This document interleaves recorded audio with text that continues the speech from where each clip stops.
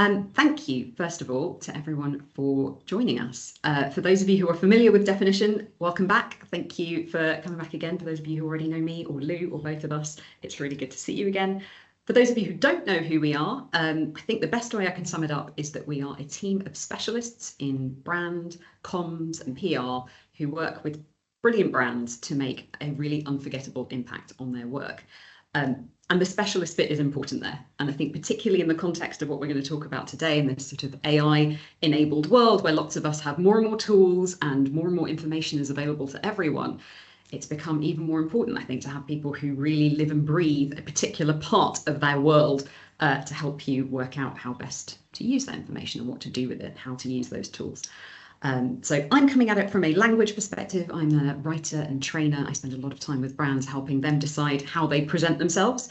And so I was one of the people behind the survey that we sent out going, well, it's interesting to know. We have the suspicion that maybe women do present themselves differently and maybe they are using AI differently. So we sent that out into the world to find out and got some really interesting results.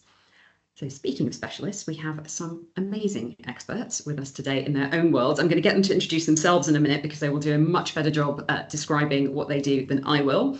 But just so you know, we will have some time at the end for questions, but as you go, feel free to pop things in the chat. I know there's nothing worse than kind of having a question and then forgetting it, the conversation moves on, so feel free to put them there. My lovely colleague Roxanne will be scouring the chat for themes, questions, other things so that we can bring those to the discussion later. So don't feel like you need to sit on that and wait right to the end. Lovely. I'll move straight in then to introductions. If you can tell us a little bit about your background, what brought you to this conversation today. Rebecca, I'm going to come to you first. Thank you. Good morning, everyone. I'm Rebecca Rennison. I'm a partner at EY and I'm focused on M&A, mergers and acquisitions. I've been doing it for over 25 years and I work in corporate finance, which is a male-dominated environment. So I spent a lot of time in investment banking in North America. I was me and 78 men, and today in the UK I'm one of only 2 female partners at EY in the UK doing M&A, and the wider market is incredibly male-dominated. So why I'm here today and what we brought you here is I've developed an allyship program on how we can support each other and be more inclusive, because I'm a big believer that we're all different, and actually what makes us different makes us unique. So how can we ensure that by using AI we continue to be unique and maintain that unique voice? And then similarly, I'm going to be talking a lot about confidence and the impact that AI potentially has on confidence. So brilliant to be here today and really looking forward to the discussion. Thank you for having me. Thank you so much for joining us. There's going to be so much to talk about. I always think, oh, an hour, that's a long time. It's going to fly by. On that sort of allyship building, that notion of women breaking into a really male-dominated world, Liz, this feels like your natural entry point to the conversation. Thank you. Hello. Thank you for having me. So I'm Liz Dimmock, founder and CEO of Moving Ahead. And for over 12 years, we've built structured mentoring and sponsorship programs across a third of the FTSE, supporting more than 40,000 mentoring relationships to advance talent and inclusion, and specifically in many programs, women. So I guess what brings me here is one kind of conviction. So for me, the most interesting kind of reflection on the survey is that it's not about technology, it's about people. And I think that for me, it's really looking at what we really need to do right now, and it's about the human system. So I'll be talking about that. But the other thing that brings me here is lovely Lou. So Lou and I are female founders on the amazing EY Winning Women Entrepreneurs Programme. So amazing programme, and shout out to EY and obviously to Lou and the fellow founders on that. So, and that's a hugely uplifting programme. And actually what that brings is a dialogue around how we are all using AI, and that's profoundly impactful and helpful. Absolutely. Oh, I think there's a message in the chat from somebody else who's in that group. Lovely to see you, which is great. Well, Lou, that sort of, thank you very much, Liz. And Lou, that feels like an intro for you. So let's come straight to you. Oh, what a lovely intro. Thank you, Liz. So I'm Louise. I'm co-founder and CEO of Definition. My specialism is very different to Alex's because my background is B2B and corporate PR. And before CEOing, one of my absolute favourite programmes I delivered at Definition is called The Brand You, which is a personal brand and profiling programme working with leaders and founders to tell their story and give them the recognition they deserve.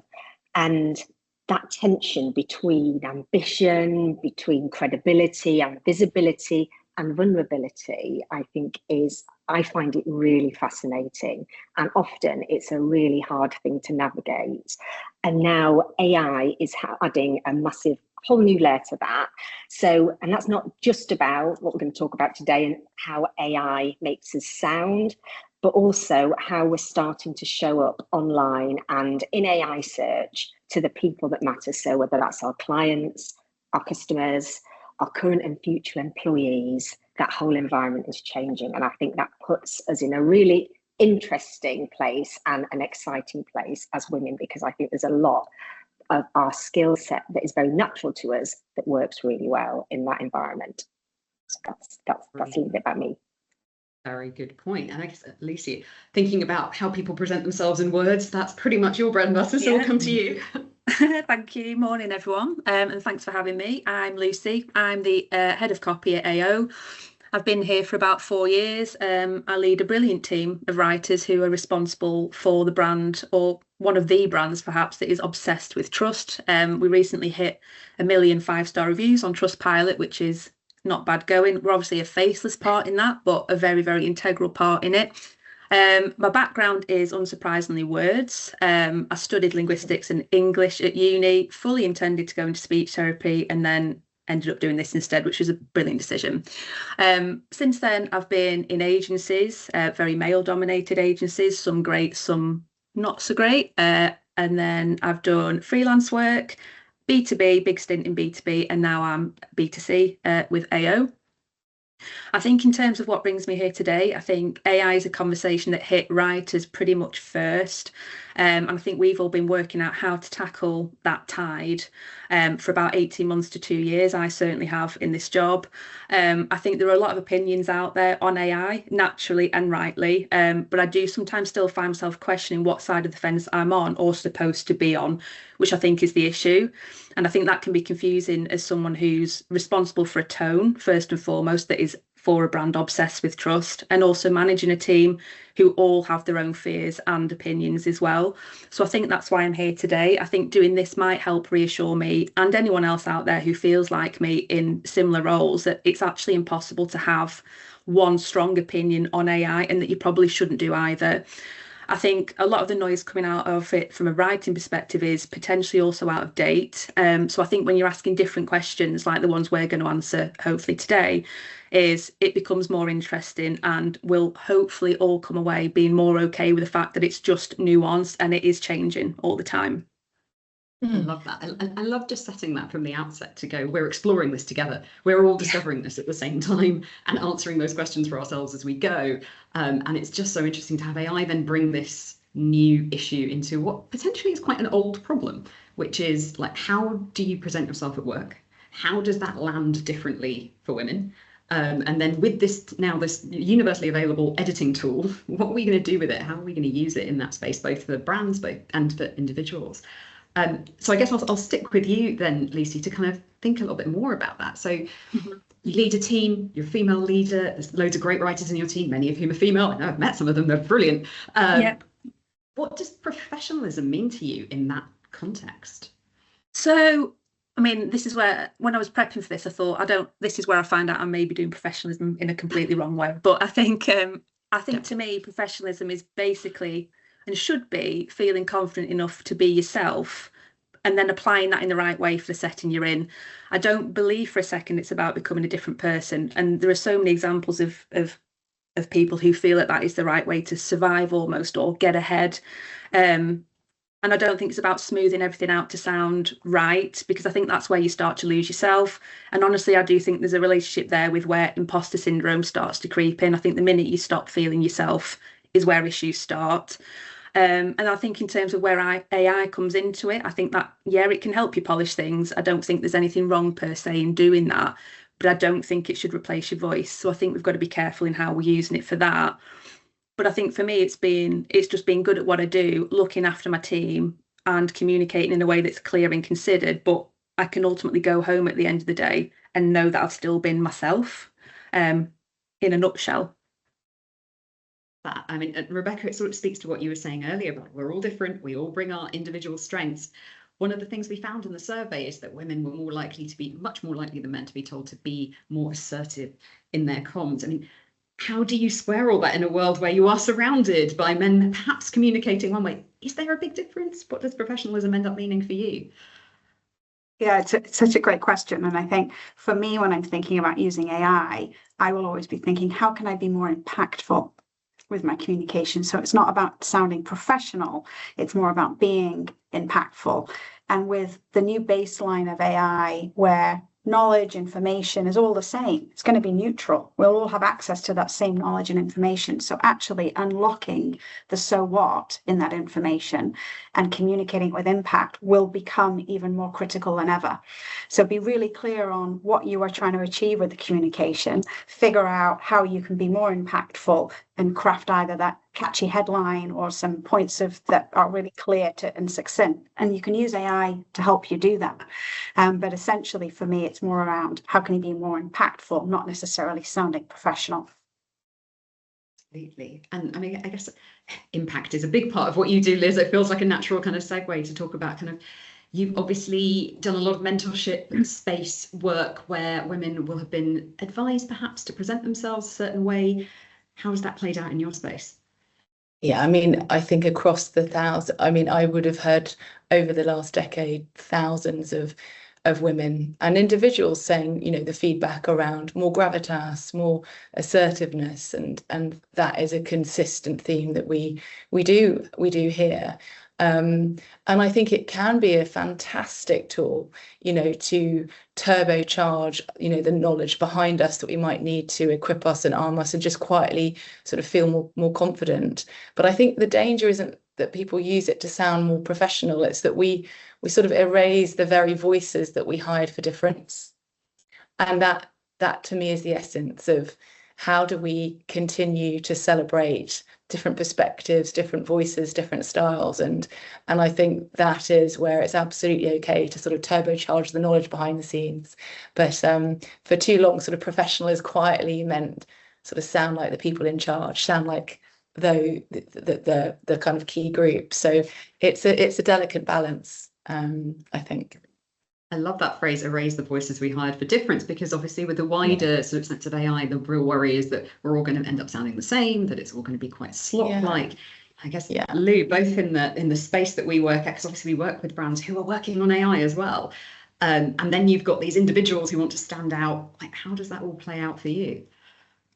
Yeah, I think for me, it just echoes everything that Liz and Rebecca and Lucy have just said. Professionalism has never been about sounding a certain way. And I think if a CEO definition, if I ever have questions in terms of guidance and things that I need to look at and think about with our business and our people, I look to our values, and that's usually the route that I take. So we've got 4 values, which is seek it out, say it straight, spice it up, and solve it together. And my point of view is, if you know your subject, you've got a point of view, you've got some original thought, and you express it in a no bullshit way that your audience will really understand and is very clear, that is what professional is. It's not about having to say something in a certain way or use some certain words to make you sound what some people may see as authoritative. So I think, and that for me is where you get a version of professional that is much more human, and it's more conversational, and it's more engaging. So if you look at figures like the Claudia Winkleman is my absolute icon. I look to Claudia, not Claude, for a lot of inspiration as I go along and stuff. But people like Steph McGovern, Jacinda Ardern, Anne Bowden of Starling Bank, look at what she has achieved and what she has done. Professionals are absolutely at the top of their game, but they're human, they're self-deprecating, they're funny, they're vulnerable, they're flawed, but they are consistent and open and honest and insightful about what they do. And I think that is where it's a much more exciting, dynamic, interesting form of professionalism, but it's also the stuff that engages more people. If you start to look at how you're projecting your profile and your brand, it's the stuff that gets engagement, and therefore it's the stuff that AI is starting to prioritize in terms of its algorithms and visibility as well. Yeah, it's a kind of two-way conversation. We sort of forget that it's also kind of listening at the same time. I'll sort of maybe put this one out to the floor a bit more to think about, because some of you have mentioned already how you use AI. So Rebecca mentioning that you might use it to restructure what you're saying to make sure that you're making the most impact straight out the gate. How are you all using AI in your work already? I mean, maybe on a brand level, on an individual level. Have you ever been tempted to let it to sort of decide your tone for you? Maybe actually, Lucy, maybe just to steer things a bit so we're not talking over each other, I might come to you first because you were nodding there. Yeah. I think I've done it for all sorts of reasons. I think you learn very quickly what you should and shouldn't use it for. So I've absolutely used it to moderate tone, or what I think should be moderating my tone. I think what I actually was doing is giving it my opinion, and instead getting a very biased false positive as a response. So I think what I was trying to do is, we all get those emails where you react to it emotionally very quickly and think that's out of order. So I think instead of stepping away is what we used to do before AI was a thing, and just calm down and go back to it and either reply to it or just leave it. I think with everybody having this little button on the desktop now, that it becomes a little gremlin colleague almost that just agrees with whatever you say. So I think I asked it the wrong question, say, I've just had this email, I think it's out of order, help me write a response. Wrong thing to do. On the flip side, I've used it to temper feedback. I think this one's more interesting to me because I think as someone who works with tone, because I see that as an example as knowing I would have had to deliver feedback in a certain way anyway, because I already knew how that person responds to feedback. So I think if that knowledge is already there, the human element of it has been ticked off already. So I know what I want to say. I don't see that as using AI in a harmful way necessarily. I caveat it though again with not overdoing it, because I think people are already becoming very aware of outsourcing thinking to AI. But I think in that sense, I knew I had to temper feedback anyway, so I just saw that as it helping with doing that.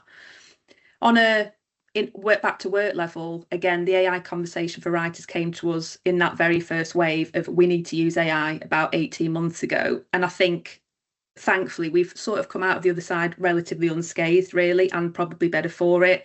I think an advantage of being in the copy team in this era, weirdly, it may sound like a strange thing to say, is that writers have been some of the first to see how hard we need to paddle against it, or where we can actually allow it to do some things for us. AO have been really, really good about, let's see what it can do for us, and we're still part of that process now. We've been working with third parties and having a look at their different agents and seeing how much of an influence the copy team can have, whether it can use tone of voice in the way that we need it to without actually outsourcing the human element. I think when you've got a tone of voice that is real, fun and quick, the word real remains very, very important. I think AO have done a really good job of being like, it's copy, see if it can do anything for you. The answer can be no, but it needs to be a no that's been informed. And then if it ever becomes a question of volume, at least we've got an answer and be like, well, all right, actually, what can we give AI that actually frees up the writers to do the bit that they do best? So in essence, a bit of a mixed bag of how I've been using it. But again, it's 18 months, 2 years in, and we're still learning. But it is better than it was when we started, I think. So I think we've just got to roll with it, really. Absolutely, yeah. I mean, we test AI models all the time, and it always surprises me when people go, "Oh, AI can't write." It's like it can. If you put really good input into it. It's just a question of whether you want it to write certain things, or what you want to hand over to it and what you want people to be doing. I was quite interested actually that when you talked about giving feedback, that was maybe one of the better uses of AI for me, which is when actually you knew that person, you knew what you needed to do, and you could just bounce the ideas off, almost as if you were talking to another person and going, I'm talking to somebody who's very sensitive about X. How else could I phrase it? How else could I deal with that? Which was a really interesting thing, because that's not giving your tone over. That's saying, this is my thinking, just help me work this out. Rebecca, you're kind of nodding with that. Do you have like conversations with it to work things out as you go? Yeah, absolutely. So we use AI every day. It's embedded in what we do, predominantly using Copilot. And one of the things that we're encouraged to do is just be really mindful of the prompt that we're asking it to support with. So picking up on what Lucy said, that it's kind of garbage in, garbage out. So if you're not really clear on your role and what the audience is and what the ask is, you will get quite a different response. And so you can almost lead the witness a bit. So you've got to be careful with that. But the other thing that we do is it can actually review your emails that you've sent previously, so it can actually understand and learn your tone. And I think that's going to be really important for preserving who you are and what your tone and style is. But just picking up on what you've said at the start, Alex, around kind of women often being told to be more direct, assertive. I think it's 48% versus 26% for men, so a lot more. And we've certainly been told not to use some of these words like just or maybe or hopefully. And some of the feedback that I get when I'm using AI is it removes that from my language and my tone.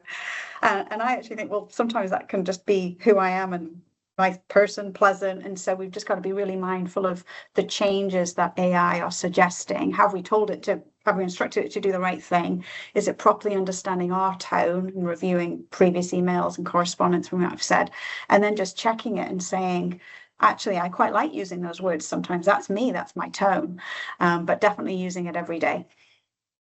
Absolutely. And I mean, I'm sort of seeing Liz nodding along because you were talking before about, we still get this consistent advice to be more assertive. Does that mean that we can't also have niceties? We can't say just in a sentence? Is that still lingering, that sense of it? Do you find it also strips out those bits of your personality?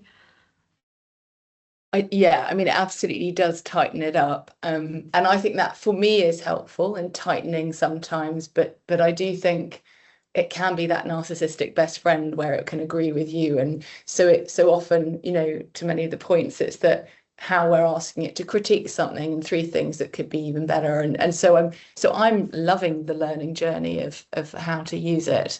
But I think for me, it's bridging an interesting sort of also neurodivergent sort of gap as well, opportunity. So I've been learning in my sort of perimenopausal ADHD sort of heightened state that it's actually cuts through that perfectionist getting started trap, and actually the thinking out loud with it and just has been really transformative for me.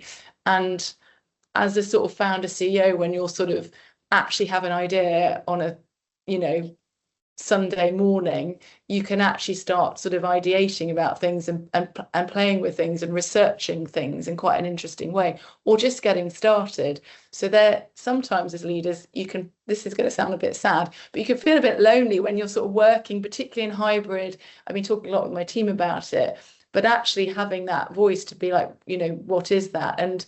But we have to be careful, though, that doesn't be then that voice, and that we do still then pick up the team's call and say, actually, can I just run this by you? So there are many sort of brilliant things, but there's also many watch outs. And I think that for me, so much comes to the power of how do we share, how we're using it, how do we share the shortcuts. And for me, of course, I'm always going to bring in the absolute belief in dialogue, and that as women, as leaders, as colleagues, we need to be sharing our use cases.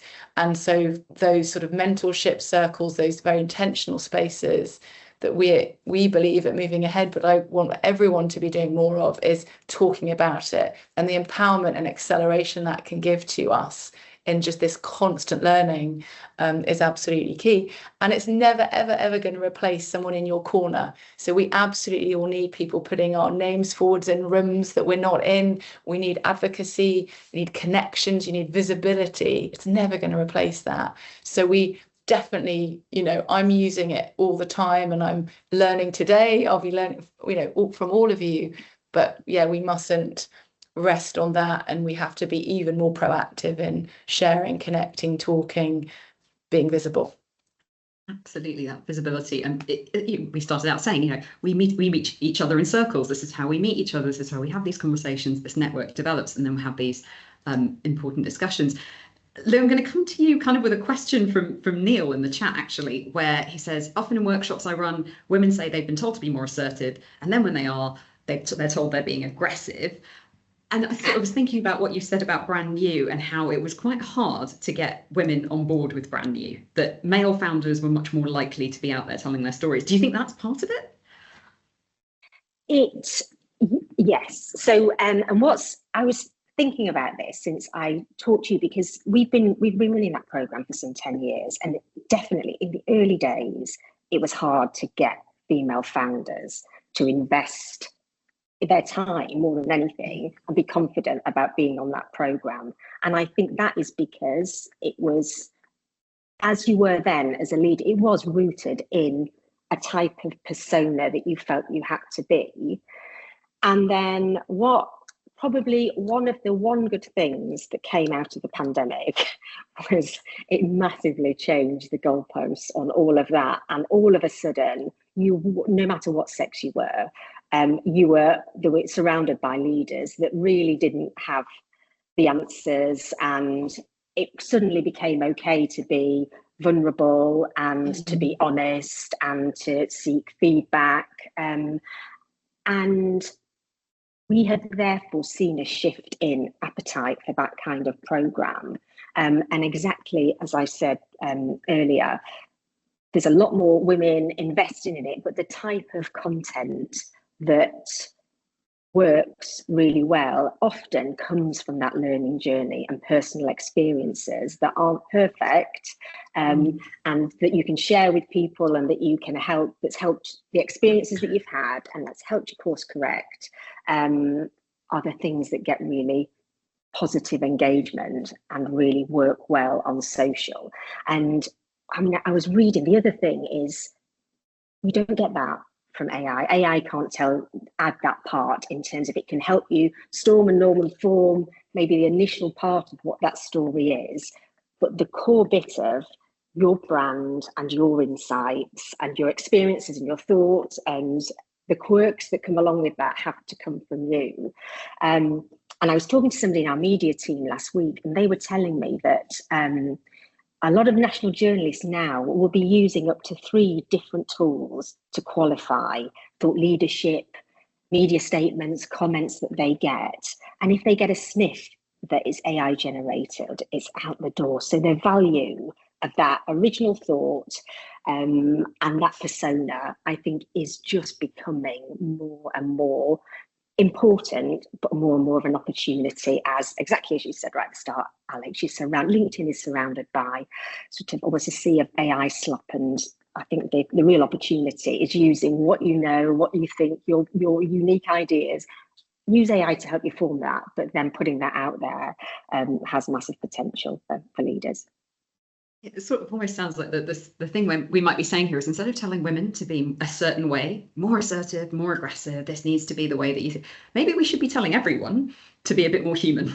That kind of includes men in the conversation as well, and go, actually, it's the human, the flaws. I think we were talking earlier, Rebecca, might have been before the conversation started with the whole room, about people starting to add flaws in their LinkedIn posts, make deliberate mistakes to show that it's not AI, it is my unfiltered thinking. And I guess, I mean, coming to you, Rebecca, you sort of, I guess, tell us a bit about the Redefining Macho campaign. You mentioned at the beginning it's allyship. It feels like this is a good moment when we're talking about what should we be telling everybody, what should we be telling men and women about how to support each other. Yeah, so I think, you know, women are using AI less, right? That's what the facts tell us. And less than a third of people working in the AI environment are women. So sadly, we're getting into this dangerous vortex where fewer women are using AI. AI is learning from less women, so our voice becomes quieter. AI is less representative. Then when we start using AI, get less value for it because it's not meant for us. And the adoption gap just continues to grow. So I think what we need to ask is, everybody should be leaning in and embracing that by ensuring that we are authentic. So always doing that first draft, checking, is it in that right tone, checking how AI is potentially trying to change or improve, and is it making it more impactful? Yes, go with it, but how do you ensure that you're still true and being authentic? And then the other thing that I really want to ensure that we don't do is that we don't outsource our confidence. So we touched on already imposter syndrome. So again, women are more anxious of giving up AI. So how confident are we going to be if we use it every single day and then suddenly we can't? We're put on the spot, we have to draft something without AI. 65% of women apparently say they're really nervous about sending an important email without AI. So what does that do to our self-confidence? And if we're using it predominantly to sound more professional, men are using it to be more efficient. So if we don't start using it to just be more efficient and embedding it in our daily life, then I think that gap is going to become larger. I think it could be damaging to our confidence. And if we're not being authentic, then we're going to lose our voice. So I think that the key message is just continue to embrace it, but put some guardrails in, and then have conversations like this, because it's evolving so quickly, isn't it?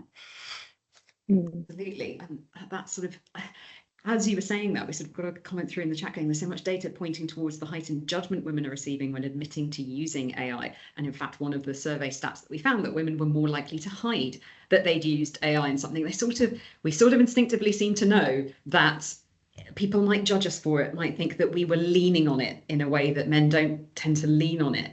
And I guess it's all part and parcel of all these kind of old standards and gendered standards that we've had to challenge. So how kind of do individuals operating in these systems, how do we challenge some of those beliefs? I mean, you've already mentioned a few, like get on board with the tools, don't ignore them, have the conversations. Is there anything else they can do? I guess, ensure that you're being proud of using this tool. It's available. Again, coming back to, if knowledge and information is neutral, how we communicate it with impact is going to become even more important. So be a champion for that and lean in and embrace that and say, actually, I've used AI, and to Lou's earlier point, lots of different ones, don't just over rely on one. I've been mindful and thoughtful on the prompt, right? So to Lucy's point, like garbage in, garbage out. And then from leaning in, talk about it with your mentors on how are they using it, and essentially use the proper prompts. Don't be afraid to say that you're using it because you're doing it in the right way, and then ensuring that your communication is impactful from that, but you're being authentic and you're confident with it. It should be used to bolster our confidence. We've got an amazing tool and we should be using it to bolster our confidence and not shying away from it. But I think we're not there yet. No. But I love that instead of using it to bolster our confidence, we are confidently using it and telling people about it and going, this is what I use it for, why don't you do it too? And just leading those conversations on the kind of practical use. I guess, Liz, it's a good time to maybe kind of bring in that kind of mentorship conversation. Obviously, you work across the wider inclusion space, but lots of those programs around women.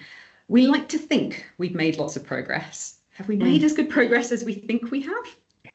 What's the actual state of affairs? It's a tale of two halves, right? So that amazing progress, I think, in board levels, and we see incredible women leapfrogging into board roles, and often at that sort of queen age moment, that sort of mid-career, women are leaving the workforce at the highest rates than ever before, so into those portfolio, NED and board roles. But boards are looking fundamentally different. And we're sort of seeing around 43% of women in those FTSE 350 board roles. That's really shifted. But if you look down to Exco, that's where power sits, and that's where culture is driven from, and that's not really shifting where it needs to at all. And we're sort of looking at the sort of FTSE 350 of less than 29%. And then if you look at Exco CEOs, sort of around 7%. So we're not really shifting that. And last year we did some research with Holt Ashridge to really kind of look at the kind of the headwinds and tailwinds of underrepresented talent to women. And it wasn't a sexy headline, because it's nothing. It's basically gender is still on the agenda. It's nothing that we don't know. It's not about a lack of capability and talent. This is about the systems, not about failing that talent, at broken rungs and women reaching those midpoints and either sort of staying at that level or opting kind of out and moving. So I think that we do have an opportunity with all of these huge changes in our environments with AI to create change. But to me, it comes back to dialogue. How do we create more spaces? So moving ahead, it is the psychologically safe spaces for people, men and women, to share how they are using, how they're advancing their careers, their learning, their knowledge, their productivity. And I think that sounds so simple, but it really, I believe that's the next part of our mission, is how do we really create the dialogue around it to do that? But how do we not let go of that? We all need that person in our corner to advocate, and we mustn't stop that. Mentorship, sponsorship is absolutely key. You can talk about a tricky line manager into AI, but you still need that person to be building and advocating for you. So we've got a long way to go yet, and we mustn't stop that charge. You know, it's more important than ever. But let's then therefore use that to bolster our research, our positioning, but also our sharing as a community of women as leaders, and how we're using AI to the best with the best of it. Sounds like a lot of turning up the volume on those conversations. Lou, it sounds like you might have something that you were looking like you might want to add something to that. I was, and part of it is a shameless sales plug, so I apologise for that for now, but it really links in to exactly what Liz was talking about. And so one of our most popular courses that we run for definition is called Intentional AI. And it is exactly this. It's about being proud of using AI and confident about using AI, but where in that process to plug AI in, and then where it really needs your human thought and your expertise to shape what is coming out of the other end. And I love it for two reasons. One, because it's just really relevant and good and clients love it. But the other was, and it goes right back to Lucy's point at the start, was it was developed by two of our language specialists. I don't know if Hannah is on the call today, but who were probably the biggest anti-AI people that you could come across. And exactly to your point, Lucy, we've all got to a stage where unless we're ahead of this, we're going to get left behind. And they got just really good at understanding how to get the best out of AI and still make it you and your voice and your tone. And so I love it for that reason, that you've got two people that were absolute haters are now the biggest advocates for how to use it in the right way. But also within our business, we've also created specific roles about being AI champions and sharing the knowledge and the results and the kind of tools we're starting to develop, whether it is for us as a business, whether it's for clients. And I think that's also really important, is to normalise that, because it's changing so fast, and it's okay not to be perfect at it, because all of this is new. Everybody's taking baby steps or finding their feet, or it seems like you get a solution one week and then actually there's a new platform or new tech that's launched the next that means actually I was doing something on Claude and now ChatGPT is the best result for that. So creating an environment where you share that knowledge, share that expertise and skills also is a great leveler for how that then is introduced into your working day and your working flows, and just being proud of how you're using it as well. So I think that's an important part as well. Absolutely. I'm going to sort of shout out to your team, Lou. They're amazing. And I think, but there is that bit of like investing in being learning. So I think that, you know, there's a dialogue, but also like so for me as a founder, it's like, how do I invest in that? And that's one of the kind of key investments we're going to be making, is how do we learn and expedite our confidence, our learning. And again, you realize that not everyone has that same level of confidence to just play and have a go. So I think courses like that are so important. And you've set me up beautifully, Liz, to come to Lucy actually on learning, on skills, because you talked earlier about AO being this really, really positive environment for actually trying things out, having a bit of patience. You've got brilliant female leadership in copy, in brand, you know, that it's all there. You're also working with a massive organisation, lots of moving parts, lots of people having to use that tone who may not be writers, who may not be all over language.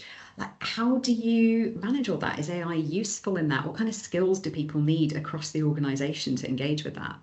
So I think what AI is causing is, I think the big shift is that tone of voice, as an example, probably needs to stop being owned by the smaller creative team and has to become everyone else's responsibility. And that needed to happen anyway.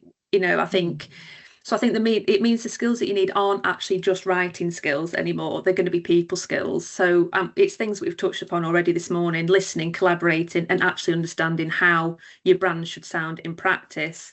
I think it's an old problem with a new face. historically, a lot of organisations have relied on guidelines that sit in a PDF somewhere, and the knowledge, because of that, will stay quite contained. AI's blown the doors off that, and suddenly everyone has access to something that can write. And without that shared understanding, it can get very messy very quickly. And again, if you bring it back to a brand that is obsessed with trust and people wanting to buy from you again, people are going to notice that quite quickly if suddenly there's a change in how you come across and sound. So I think, ironically, AI is creating a much bigger need for human connection. You need people talking to each other, sense checking, sharing what good looks like. And I think it's because consistency isn't something you can automate. It just has to be understood. And again, from a customer trust point of view, it matters. If your voice starts to fragment, people are going to notice. So I think it's just about it. For me, I think the real skills collaboration. And I think AI is only going to get more accessible. So I think the more important it is, it's people across the business are aligned on how you want to show up, and everyone is moving in that same direction. Mm-hmm. Absolutely. And it's, I love, obviously, being a tone of voice person, I love what you said about it being everyone's responsibility. We've obviously been trying to do that for years with training programs and things like that. And it sort of feels like maybe AI, with its ability to be very nuanced, if you plug in the right information and the right tone of voice guidelines, gives people an extra way to kind of turn out better or good first time. But you still need that conversation behind that to go. You need to know what you're looking at. You need to be able to evaluate what you're looking at. You can't just ask it to write for you and trust that it's made the right decisions. You need to know about tone. You need to be interested in words. And I guess with all tone of voice projects, you know this, you've worked with us on this, it really comes from the inside out. Do you find that AI ever influences kind of internal culture? Like, it sort of feels like the voice needs to be internal and external at the same time. I think inside voices and outside voices should always be connected, and they always will be, but I don't think they're identical. So I don't think AI is necessarily changing that so much. I mean, if I let my true inside voice loose on a campaign, for example, it would be unprintable, and I probably wouldn't be sat here now, and it's not especially effective. But I think you need a level of editorial judgment, and the same goes for brand values. You know, AO, we can say we treat every customer like our gran, for example, but most of us probably wouldn't sell a washing machine to our gran in the way that we actually speak to her. My gran would not buy a washing machine off me if I spoke to her how I would normally speak to her. So I think the broader point is that saying exactly what you think all the time isn't the goal. Good communication, I think, is about choosing what serves the moment and the audience. I think we've said already, it's not about stifling personality, it's about shaping it. And I think the people and the brands that get the balance right are the ones where your internal culture informs your external voice, but doesn't spill out unchecked. And I think as a result, they're the ones that are going to continue doing the best job of sounding human, really. Absolutely. I don't know if that even answered your question. I think I don't know if I went off on a tangent. There are so many tangents we could go down here because it's all just so fascinatingly interesting. It did sort of remind me of something I wanted to pick up with Lou as well, because you've talked so much about the importance of individual stories, and the humanity behind all of it has come through in absolutely everything everybody is saying. There are some practical technical bits about it as well, though, right? Because when we talk about when leaders want to lean on AI to, you know, there's this real pressure to create more thought leadership content, let's fill up LinkedIn with all these stories, like what are the watch outs? Because AI is now playing into search results, it's playing into the whole brand picture. Like, is there anything else that we need to be thinking about? Yes, so I think AI can't do everything for you, like exactly as we've been talking about today. And actually, there is a quote from Neil, who, well, it's actually not from Neil. Neil uses this quote, who's our director of training. I think he might be on the call, so I'm just going to recycle it from Neil. But it's a Dolly Parton quote. And that quote is, figure out who you are and do it on purpose. And the figuring out bit is our job. That's what we have to work out in terms of what that gem is, the values that we stand for, the things that have shaped us, and what we want to put at the centre of our narrative and our brand. The do it on purpose bit is exactly where AI comes in to just help us then form that. But exactly as you've said, Alex, AI. So LinkedIn is absolutely full of AI slop. And so there's sort of various things that you can do if you're going to look at sort of personal brand and how you can amplify that to get it into the right shape. So it works on social, and it also works for things like media, and just helps boost that tone. But the first is really easy, and it's a lot of what Lucy was just saying, because social media is called social media for the clue is in the name. So actually a narrative that is far more conversational and is about having a dialogue, will be more engaging, asking questions, enticing comment and engagement from people, is exactly the kind of content that works.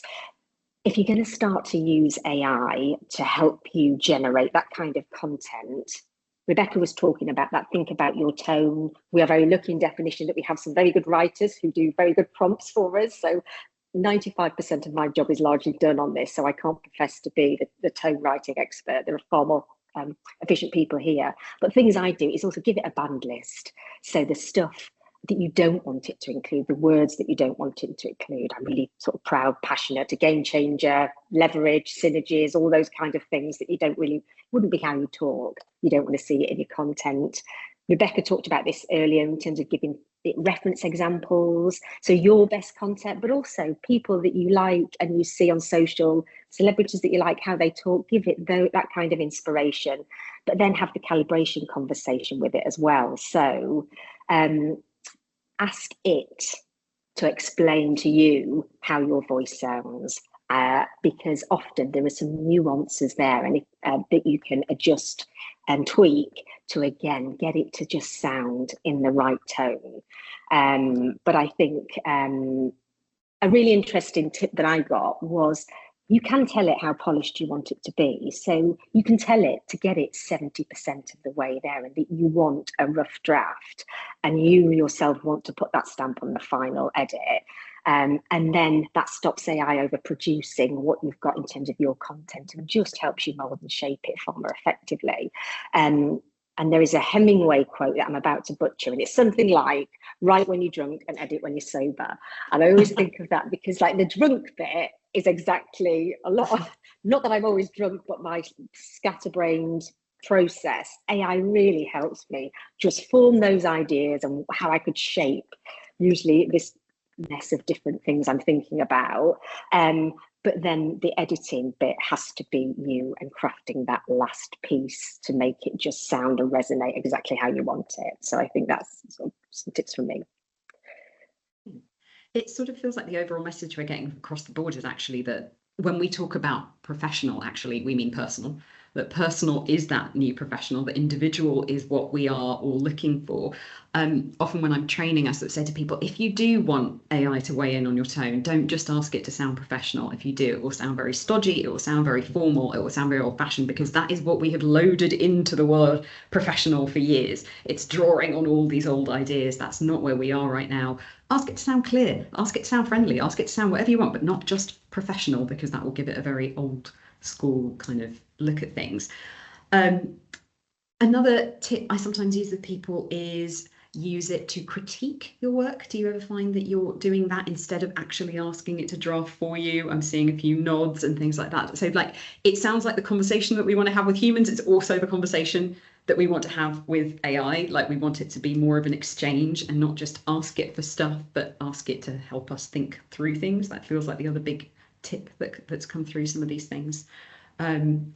I was going to ask you a question, but I think we've sort of touched on it already about, you know, there is this use gap. We know that women are slower adopters of AI for various reasons.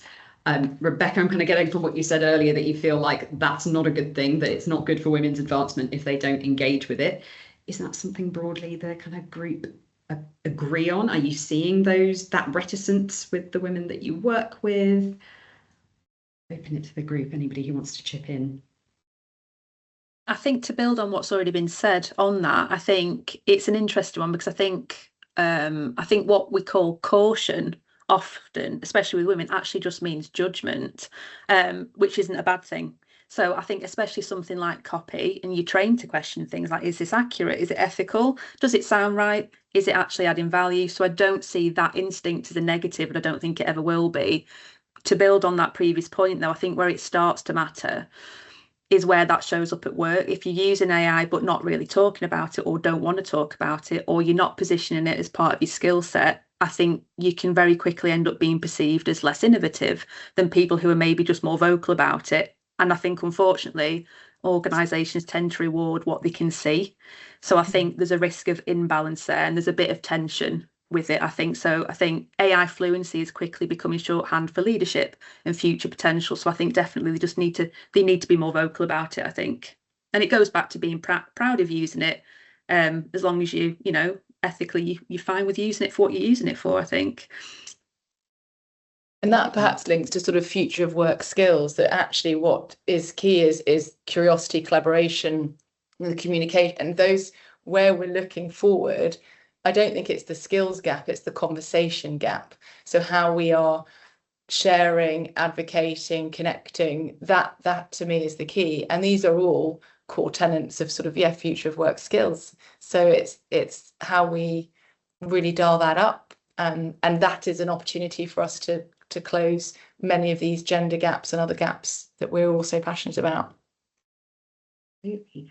I'm keeping an eye on the chat in case there are questions coming in. There have been some great tips actually from people. So we've used our content team to create tone of voice documents for individual team members to use, and then they're approved. So there's that humans in the loop, AI and humans working together bit.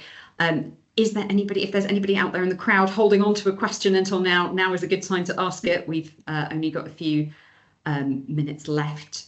Looking through some of them as well and saying, I was using AI to email a tricky senior in a subsidiary business about upcoming budgets, and it kept telling me off for being deferential. I really had to use my judgment, there you go, Lucy, through multiple reworks to maintain my own style and tone and find the balance between concise, assertive and personable enough.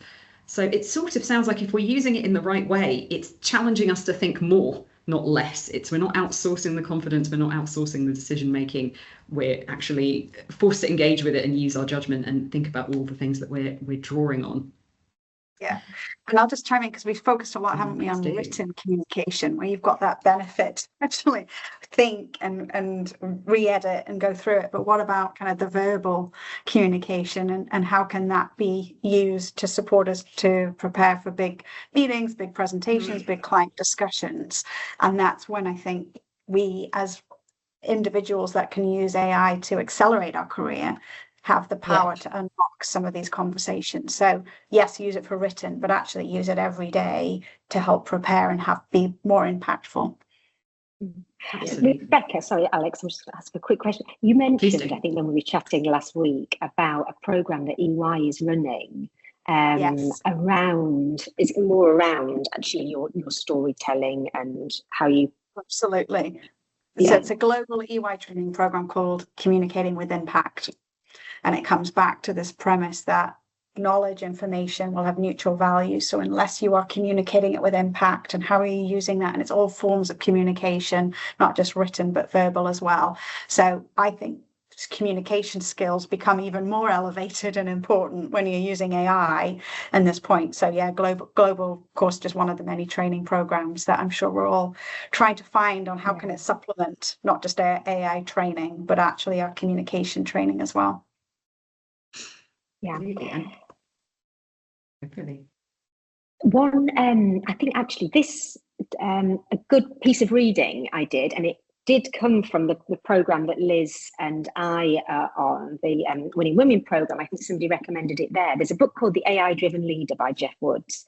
It doesn't need to just apply to leadership, but the whole principle about that book is how to use AI as your strategic thought partner rather than a clever search engine. And there's like a CRIT model that they recommend, which is basically a process for prompts in terms of context, the role that you want AI to play. But the interesting bit, the I is for interview. And part of that process is you get AI to interview you, to look at if there are gaps in your brief, if how to improve the prompt, if there are gaps in your thinking, there are biases in your thinking. And then you set it the task that you want it to produce. And I think that sort of reading that did change my use of it in terms of, just using it in a more informed and as a partnership way, rather than just trying to work with the results I was served with. So if just a piece of reading that I would recommend is to have a look at that as well. So if I were kind of to take away, I think what it seems like people kind of agree with across the board, it feels like we want more women using AI, embracing it as a tool, as a way of moving through the workplace to showcase their skills, don't feel ashamed of using it.